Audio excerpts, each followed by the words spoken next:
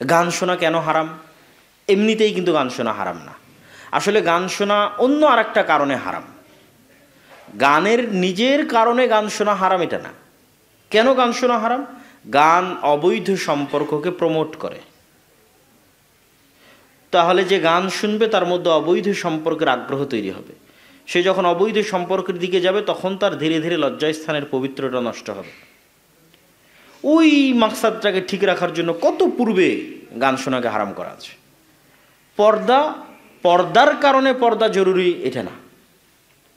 যদি সমাজে বেপর্দা থাকে তাহলে ধীরে ধীরে অবৈধ সম্পর্ক সহজ হবে। অবৈধ সম্পর্ক সহজ হলে লজ্জাস্থানের হেফাজত থাকবে না, নষ্ট হয়ে যাবে।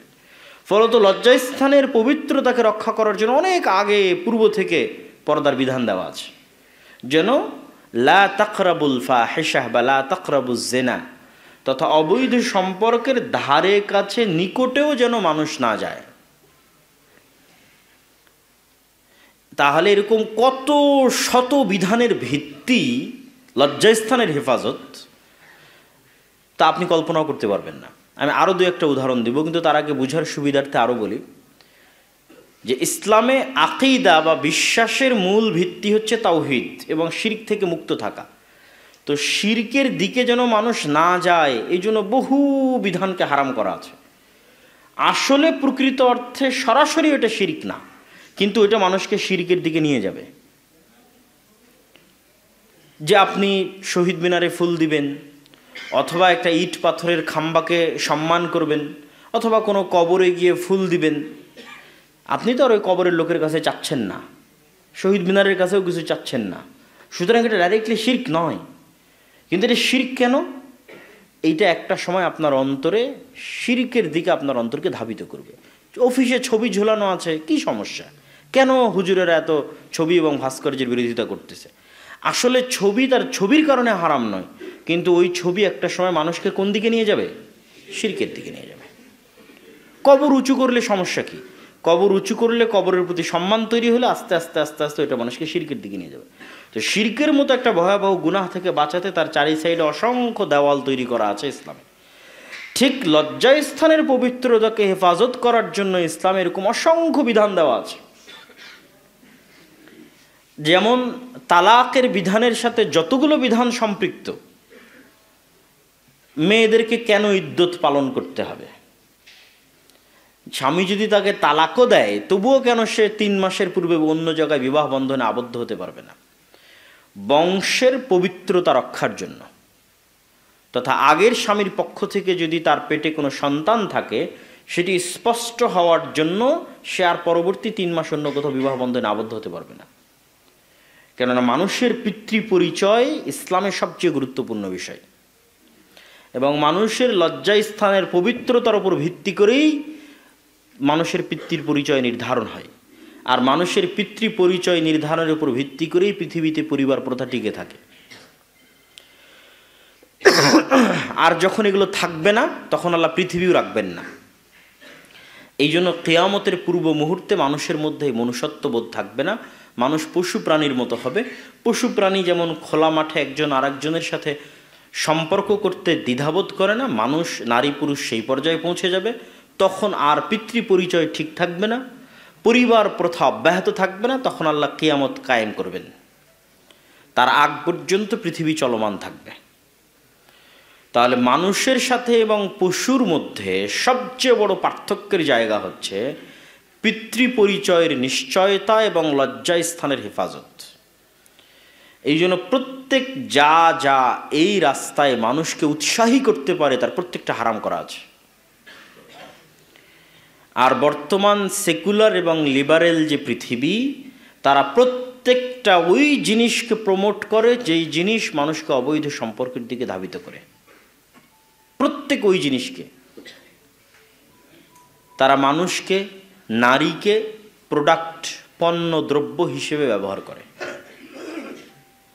আবার মুসলমানদের উপর তারা অভিযোগ চাপায় যে মুসলমানেরা নাকি নারীকে পণ্যদ্রব্য মনে করে। না, মূলত তারা নারীকে পণ্যদ্রব্য মনে করে, প্রোডাক্ট মনে করে, বিক্রিযোগ্য পণ্য মনে করে। ফলত পৃথিবীতে এমন কিছুই বিক্রি হয় না যার সাথে নারীর ছবি, নারীর কণ্ঠ, নারীর দৃশ্য, নারীর চেহারা সম্পৃক্ত না হয়। প্রত্যেকটা অ্যাড, প্রত্যেকটা অফিসের রিসিপশন, প্রত্যেকটা শোরুম, যেখানে যাবেন, গাড়ি কিনতে যান, কাপড় কিনতে যান, যাই কিনতে যান না কেন, সেখানে নারীকে শোপিসের মতো ইউজ করা হচ্ছে, যেন আপনি তার কারণে তার চেহারা এবং তার সৌন্দর্য উপভোগ করত সেই জিনিসটি ক্রয় করতে উদ্বুদ্ধ হন। সুতরাং এখানে ক্রয় বিক্রয় হচ্ছে নারীর চেহারা, বিক্রিযোগ্য পণ্য হচ্ছে নারীর চেহারা, যোগ্যতা নয়। যোগ্যতার মাপকাঠিতে চাকরি নয়। বিমানবালা সহ, রিসিপশন সহ সব জায়গায় মূলত যোগ্যতার ভিত্তি হচ্ছে চেহারার সৌন্দর্যতা। তাহলে এখানে কি বিক্রি করা হচ্ছে? চেহারা বিক্রি করা হচ্ছে। আর ইসলাম সম্পূর্ণরূপে মানুষের মনুষ্যত্বকে এইরকম বিক্রিযোগ্য জায়গায় নামিয়ে আনার বিরোধী, মানুষকে যন্ত্র হিসেবে ট্রিট করার বিরোধী ইসলাম। ইসলাম কখনই মনে করে না যে মানুষ একটা যন্ত্র, কিন্তু আজকের সেকুলার এবং লিবারেল পৃথিবী মনে করে মানুষ একটা যন্ত্র। কিসের যন্ত্র? পয়সা কামানোর যন্ত্র, পয়সা ইনকাম করার মেশিন।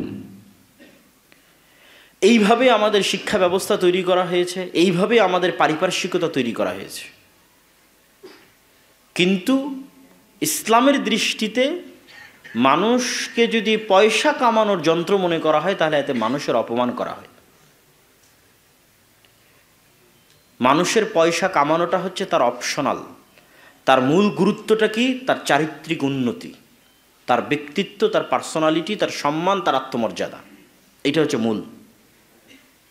ওইটা ঠিক রেখে যদি সে পয়সা ইনকাম করতে পারে, ঠিক আছে।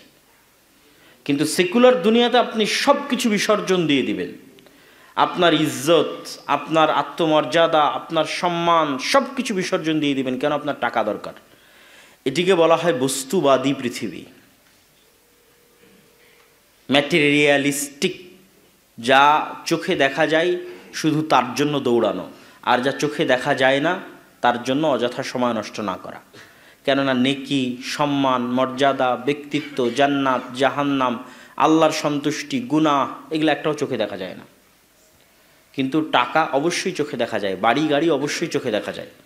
এই জন্য ইসলামে বিশ্বাসের ক্ষেত্রে শুরুতেই বলা আছে আল ঈমান বিল গায়ব, অদৃশ্যের উপর বিশ্বাস। আপনি মুসলিম হতে চাইলে অদৃশ্যের উপর বিশ্বাস দিয়েই ইসলামের শুরু। যতগুলো পয়েন্ট, 6টা, তার বেশিরভাগই অদৃশ্য। আল্লাহ সুবহানাহু ওয়া তাআলাকে আমরা দেখেছি? দেখিনি। আমাদের জন্য আল্লাহ রাসূলও অদৃশ্য, কারণ আমরা আল্লাহ রাসূলকেও দেখিনি। আমরা ফেরেশতাদেরকে দেখি না। কিয়ামত সংঘটিত হচ্ছে কি হবে কি হবে না আমরা দেখিনি। তাকদীরের বিষয় আমরা জানি না। তাহলে ইসলামের মৌলিক যে 6টা বিশ্বাস, তার প্রত্যেকটা অদৃশ্য, এবং এটির উপরে ইসলাম টিকে আছে। এই অদৃশ্য বিশ্বাসগুলো যতটা মজবুত হবে আমার এবং আপনার অন্তরে, আমরা ততটা এই বস্তুবাদী দুনিয়ার চিন্তাধারা থেকে বেরিয়ে আসতে পারব, এবং আমাদের চিন্তা চেতনা হবে পরকালমুখী, যে আমাদের মৃত্যুর পর এই জগতের পর কি হবে। এবং আল্লাহ সুবহানাহু ওয়া তাআলা কোরআন মাজিদে বারবার মানুষকে পরকালের কথা স্মরণ করিয়েছেন, আর দুনিয়ার অকার্যকরিতা, দুনিয়ার ক্ষণস্থায়িত্ব, দুনিয়ার ধোকার কথা স্মরণ করিয়েছেন। অমাল হায়াতুদ দুনিয়া ইল্লা মাতাউল গুরুর, দুনিয়া ধোকার জায়গা মাত্র। বহু আয়াত আল্লাহ সুবহানাহু ওয়া তাআলা বলেছেন। পরকালের কথা বলেছেন খায়রুম ওয়া আবকা, পরকাল হচ্ছে তোমাদের জন্য সবচেয়ে উপকারী এবং চিরস্থায়ী। তাহলে ইসলামের মূল্যবোধগুলো আপনি ঠিকঠাক ধরতে পারবেন যখন আপনার চিন্তা চেতনা, সেকুলার যে চিন্তা চেতনা আছে, বস্তুবাদী চিন্তা চেতনা, সেটি থেকে বের হয়ে পরকালমুখী চিন্তা চেতনা হবে। পরকাল ঠিক রেখে আপনি সব কিছু অর্জন করতে পারেন, ইসলামে বাধা নাই। কিন্তু আপনি দুনিয়ার জন্য সব কিছু বিসর্জন দিয়ে দিলেন, তার মানে দিন শেষে আপনার ব্যক্তিত্ব, আত্মমর্যাদা, আত্মসম্মান, ইজ্জত সব কিছু বিসর্জন দিয়ে দিলেন। যেমন আমাদের মা এবং বোনদের উদাহরণ আমি তুলে ধরেছি। সম্মানিত উপস্থিতি, তো আমরা আলোচনা করছিলাম যে যুবক সমাজ যদি তাদের নৈতিক এবং চারিত্রিক অধপতন থেকে বাঁচতে চায়, তাদেরকে আগে জানতে হবে কোন মানদণ্ডের উপর ভিত্তি করে নীতি নৈতিকতা নির্ধারিত হয়। সেটি ইসলামের মূল্যবোধ আমাদের বিশ্বাস অনুযায়ী। ঠিক যেমন আমি ইসলামী অর্থনীতিতে ইসলামের মূল্যবোধ কী তা তুলে ধরলাম, পরিবার বা ব্যক্তি জীবনে ইসলামের মূল্যবোধ কী তার একটা উদাহরণ তুলে ধরলাম, যে লজ্জা স্থানের পবিত্রতা, এটা অনেক ইম্পর্টেন্ট এবং গুরুত্বপূর্ণ, এবং তার সপক্ষে কিছু কোরআনের আয়াত এবং হাদিসও আপনাদের সামনে তুলে ধরার চেষ্টা করব ইনশাআল্লাহ। আর সর্বশেষ যেটি বললাম সেটি হচ্ছে, আমরা যদি এই মূল্যবোধের প্রতি আমাদের বিশ্বাসকে গভীর করতে চাই, তাহলে আমাদের সেকুলার সিস্টেম আমাদের পারিপার্শ্বিকতাকে যেভাবে বস্তুবাদী চিন্তাধারা দিয়ে তৈরি করেছে, এই বস্তুবাদী চিন্তাধারা থেকে বের হয়ে আমাদের চিন্তা চেতনা কি হতে হবে? পরকালমুখী। কি চিন্তা চেতনা হতে হবে? পরকালমুখী চিন্তা চেতনা হতে হবে। পরকালমুখী চিন্তা চেতনা মানে দুনিয়াকে বাদ দেওয়া নয়, কখনোই না। আপনি দুনিয়ার প্রত্যেকটা কাজ করবেন পরকালের নিয়াতে। আপনি কারমাইকেল কলেজে পড়ছেন, তবুও কিসের নিয়াতে? পরকালীন।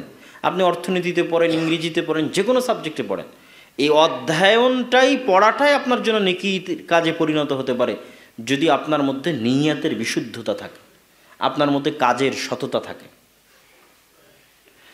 তার মানে পরকালমুখী চিন্তা চেতনা মানে দুনিয়াকে বাদ দেওয়া নয়। পরকালমুখী চিন্তা চেতনা মানে পরকালকে বিসর্জন দিয়ে দুনিয়াকে অর্জন করা নয়, বরং পরকালকে সবচেয়ে বেশি প্রাধান্য দিয়ে যতটুকু করা সম্ভব, যত দূর যাওয়া সম্ভব। তো পবিত্র কোরআন এবং হাদিসে আল্লাহ সুবহানাহু তাআলা মানুষের চরিত্রের বিষয়ে এবং আমাদের আজকের যে অধপতনের যে মৌলিক জায়গাগুলো, যদি আমরা কয়েকটা জায়গা ইন্ডিকেট করি, নেশাদার দ্রব্যে আসক্ত হওয়াকে ইন্ডিকেট করি, অবৈধ সম্পর্ককে ইন্ডিকেট করি, পাওয়ার এক্সারসাইজ তথা পলিটিক্যাল যে গণতান্ত্রিক ডেমোক্রেটিক যে রাজনীতি এবং ছাত্র দলগুলোর মধ্যে যে দ্বন্দ্ব, ছাত্র সংগঠনগুলোর মধ্যে, সেটিকে যদি ইন্ডিকেট করি, এই 2-3টি বিষয় আমি মনে করি যুবক সমাজের ধ্বংসের জন্য এবং অধপতনের জন্য সবচেয়ে বেশি দায়ী। তো আল্লাহ সুবহানাহু ওয়া তাআলা কোরআন মাজিদে বলছেন লজ্জাস্থানের হেফাজতের কথা, ওয়াল্লাযীনা হুম লিফুরুজিহিম হাফিযুন। মুমিনদের পরিচয় দিতে গিয়ে ধারাবাহিকভাবে আল্লাহ সুবহানাহু ওয়া তাআলা বর্ণনা করতে করতে করতে করতে মুমিনদের একটা বৈশিষ্ট্য বলছেন, তারা তাদের লজ্জাস্থানের হেফাজত করে। তারপর আল্লাহ সুবহানাহু ওয়া তাআলা বলছেন যে বড় গুনাহগুলোর বর্ণনা দিতে গিয়ে, যে পৃথিবীতে বড় গুনাহ কি, 1 নাম্বার ইয়াদউনা মা আল্লাহি ইলাহান আখার, আল্লাহর সাথে অন্য কাউকে ডাকে, মানে শিরক করে, এটা একটা বড় গুনাহ। ইয়াকতুলুনাল নাফসাল্লাতী হাররামাল্লাহু ইল্লা বিল হক, অন্যায়ভাবে কোনো মানুষকে হত্যা করে, এটা দ্বিতীয় বড় গুনাহ। আর তৃতীয় বড় গুনাহ ওয়ালা ইয়াজনুন, অবৈধ সম্পর্কে লিপ্ত হয়, এটি তৃতীয় বড় গুনাহ। এরকম অসংখ্য হাদিসও পাবেন আপনি, আমি 2-1টি আপনাদের সামনে তুলে ধরবো আজকে। ইন্নাল্লাযীনা ইউহিব্বুনা আন তাশিআল ফাহিশা ফিল্লাযীনা আমানু লাহুম আযাবুন আলীম, যারা মুসলমানদের মধ্যে অশ্লীলতা ছড়িয়ে দিতে চায় তাদের জন্য ইহকালে এবং পরকালে অপমান ও কঠিন শাস্তি রয়েছে। অশ্লীলতা ছড়াতে যারা সহযোগিতা করে, এক নিজে অশ্লীলতা লিপ্ত হওয়া, আর আরেকটা হচ্ছে অশ্লীলতা ছড়ানো। যেমন আমি আজকে আপনার এখানে দাওয়াতি কাজ করতে আসছি ইসলামের জন্য, এরকম আপনারা আজকে এখানে আয়োজন করেছেন ইসলামকে ছড়িয়ে দেওয়ার জন্য। এরকম দেখবেন এই কলেজেই অনেক ছাত্রছাত্রী আছে যারা অশ্লীলতার দাওয়াত দেওয়ার জন্য, অশ্লীলতার প্রমোট করার জন্য অসংখ্য অনুষ্ঠান আয়োজন করে থাকে। তো সেটি হচ্ছে আরও বড় প্রকাশ্য গুনাহ। একটা হচ্ছে আমি একটা গুনাহে লিপ্ত হলাম, কিন্তু আমার অন্তরে আফসোস আছে সেই গুনাহের জন্য, এবং আমি চাচ্ছি আমার এই গুনাহটা গোপন থাক। এই ধরনের গুনাহ আল্লাহ সুবহানাহু ওয়া তাআলা দ্রুত ক্ষমা করে দেন। আর আরেকটা গুনাহ হচ্ছে আমি প্রকাশ্যে আল্লাহর বিধান লঙ্ঘনের জন্য মানুষকে দাওয়াত দিচ্ছি, এটা অনেক বড় কাবিরা গুনাহ। এবং এই ধরনের কাবিরা গুনাহ আযাব, আল্লাহর গজব ডেকে নিয়ে আসে, কেননা সেখানে আল্লাহর বিধানকে প্রকাশ্যে লঙ্ঘন করার দাওয়াত দেওয়া হচ্ছে। সুতরাং যে সমস্ত ভাইয়েরা যারা হয়তো সঠিকভাবে ইসলামের বিধিবিধান মূল্যবোধ ফলো করতে পারেন না, তারা অন্তত প্রকাশ্যে আল্লাহর বিধানকে যে লঙ্ঘন করা হয় এটিকে প্রমোট করার ধারে কাছেও যাবেন না, কেননা সেটি আপনার আযাব এবং গজবের শিকার হতে পারেন আপনি যে কোনো সময়। এবং সেটি আপনার জন্য অনেক বড় গুনাহ এবং আল্লাহর বিধানের প্রকাশ্য লঙ্ঘন, আল্লাহর সাথে প্রকাশ্য চ্যালেঞ্জের স্বরূপ। আল্লাহ সুবহানাহু ওয়া তাআলা পবিত্র কোরআন মাজিদে এই অবৈধ সম্পর্ক থেকে মানুষকে বাঁচানোর জন্য অনেক সিস্টেম দিয়ে রেখেছেন। যেমন পর্দার কথা বলেছি, চক্ষু নিচু রাখার কথা বলেছি, আরও যত বিবাহের কথা, তালাকের আইন, সব কিছু। তার মধ্যে আরও একটা বিষয় রেখেছেন, সেটা হচ্ছে শাস্তি। আয-যানিয়াতু ওয়াজ-যানি ফাজলিদু কুল্লা ওয়াহিদিম মিনহুমা মিআতা জালদাহ। অবিবাহিত ব্যভিচারীকে 100 বেত্রাঘাতের আদেশ আল্লাহ সুবহানাহু ওয়া তাআলা নিজে কোরআন মাজিদে দিয়েছেন। এবং বিবাহিত ব্যভিচারীকে হত্যার আদেশ দেওয়া আছে, এবং সেই হত্যার ধরনটা সবচেয়ে ভয়াবহতম ধরন। আর কোনো শাস্তির জন্য এত ভয়াবহ ধরন নির্ধারণ করা হয়নি। সেটি হচ্ছে বুক পরিমাণ মাটিতে পুঁতে দিয়ে চারিদিক থেকে মানুষ পাথর নিক্ষেপ করে হত্যা করবে। আর অন্যগুলোতে হয় স্বাভাবিক হত্যা অথবা স্বাভাবিক ফাঁসি। কিন্তু এই জায়গায় পরিবারের হেফাজত এবং লজ্জাস্থানের হেফাজতে আল্লাহ সুবহানাহু ওয়া তাআলা শাস্তির ধরনটা করে দিয়েছেন সবচেয়ে ভয়ঙ্করতম এবং ভয়াবহতম, যা প্রমাণ করে যে এটি কত বড় ভয়াবহ অপরাধ ইসলামী মূল্যবোধের দৃষ্টিতে। আল্লাহ সুবহানাহু ওয়া তাআলা শুধু মুমিনদেরকে নয়, বরং মুমিনা নারীদের ক্ষেত্রেও যখন আল্লাহ সুবহানাহু ওয়া তাআলা অপরাধের বর্ণনা দিয়েছেন, আল্লাহ ইউশরিকনা বিল্লাহ, তোমরা আল্লাহর সাথে শরিক করবে না, ওয়ালা ইয়াকতুলনা আওলাদাহুন্না, নিজেদের সন্তানদেরকে অন্যায়ভাবে হত্যা করবে না। দেখবেন ওই সিকোয়েন্স ঠিক আছে। আগের আয়াতেও আল্লাহ 1 নম্বরে রাখলেন শিরক, তারপরে হত্যা।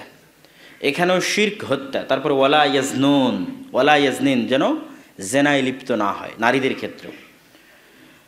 আল্লাহ সুবহানাহু ওয়া তাআলা এরকম পবিত্র কোরআন এবং আয়াতে এবং হাদিসে এই বিষয়গুলোকে অত্যন্ত ভয়াবহভাবে এবং অত্যন্ত স্পষ্টভাবে তুলে ধরা আছে। রাসূলুল্লাহ সাল্লাল্লাহু আলাইহি ওয়াসাল্লাম যখন পাপের বর্ণনা দিয়েছেন, গুনাহের বর্ণনা দিয়েছেন, তখনও তিনি যে গুনাহের যে সিরিয়ালগুলো করেছেন, সেই সিরিয়ালগুলোর ক্ষেত্রে তিনি অবৈধ সম্পর্ককে ধারাবাহিক সিরিয়ালের ক্ষেত্রে প্রাধান্য দিয়েছেন। যেমন রাসূলুল্লাহ সাল্লাল্লাহু আলাইহি ওয়াসাল্লাম বলেন, তোমরা 7 ধরনের বড় পাপ থেকে বেঁচে থাকো। এবং আব্দুল্লাহ বিন মাসউদ রাদিয়াল্লাহু তাআলা আনহু রাসূলুল্লাহ সাল্লাল্লাহু আলাইহি ওয়াসাল্লামকে জিজ্ঞেস করলেন, আইয়ু যামবি ইনদাল্লাহি আকবার, আল্লাহর নিকটে সবচেয়ে বড় পাপ কোনটি? তখন রাসূলুল্লাহ সাল্লাল্লাহু আলাইহি ওয়াসাল্লাম উত্তরে বললেন, আন তাজআলা লিল্লাহি নিদ্দান ওয়া হুয়া খালাকাক, আল্লাহর নিকটে সবচেয়ে বড় পাপ হচ্ছে তুমি ওই আল্লাহর সাথে কাউকে শরীক স্থাপন করবে যিনি তোমাকে সৃষ্টি করেছে। যে আল্লাহ তোমাকে সৃষ্টি করেছে তিনিই তোমার ইবাদত পাওয়ার হকদার, তো তুমি তার সাথে অন্য কাউকে শরীক করবে, এটি সবচেয়ে বড় অপরাধ। আমি জিজ্ঞেস করলাম, সুম্মা আইয়ু, তারপরে সবচেয়ে বড় অপরাধ কোনটি?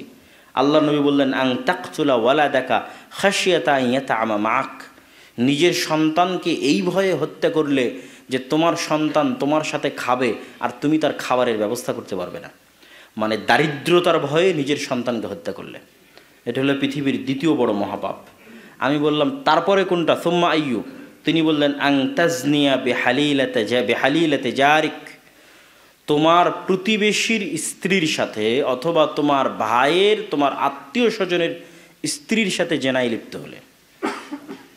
স্বাভাবিকভাবেই 3টা বড় পাপের ধরন একই রকম আছে, তথা আগের যে সিরিয়াল সেই সিরিয়ালই ঠিক আছে। 1 নম্বরে শিরক, 2 নম্বরে হত্যা, 3 নম্বরে জেনা। কিন্তু হত্যার ক্ষেত্রে আরও বড় হত্যা যদি নিজের সন্তানকে হত্যা করে। হত্যার ক্ষেত্রে আরও বড় অপরাধ যদি রিজিকের ভয়ে হত্যা করে। কেন? রিজিকের মালিক কে? আল্লাহ সুবহানাহু ওয়া তাআলা। ঠিক জেনার ক্ষেত্রে অবশ্যই এটা নিজের জায়গায় অনেক বড় পাপ, কিন্তু এটা আরও বড় পাপে পরিণত হয় যখন মানুষ তার প্রতিবেশী, তার আত্মীয় স্বজন বা তার ভাইয়ের হককে নষ্ট করে তার স্ত্রীর সাথে জেনায় লিপ্ত হয়। তখন এখানে 2টো অপরাধ সম্পৃক্ত হয়। এই জন্য রাসূলুল্লাহ সাল্লাল্লাহু আলাইহি ওয়াসাল্লাম সেটিকে ধারাবাহিকভাবে উল্লেখ করেছেন। আল্লাহ নবী বলেন, ইজা জানাল আবদ খারাজা মিনহুল ঈমান, যখন কোনো মানুষ জেনায় লিপ্ত হয় তখন তার ভিতর থেকে ঈমান বের হয়ে যায়, এবং তওবা করে ফেরত না আসা পর্যন্ত তার ভিতরে ঈমান প্রবেশ করে না, তথা তার অন্তরে আফসোস তৈরি না হওয়া পর্যন্ত, আল্লাহর কাছে ক্ষমা না চাওয়া পর্যন্ত ঈমান প্রবেশ করে না। আর যদি করতে করতে এটি তার স্বভাবে পরিণত হয়ে যায়, তাহলে ওই যে অন্তরে মোহর মারার মতো, তার কাছে গুনাহকে আর গুনাহ মনে হয় না, তার অন্তর অপছন্দনীয় কাজকে আর অপছন্দ মনে করে না।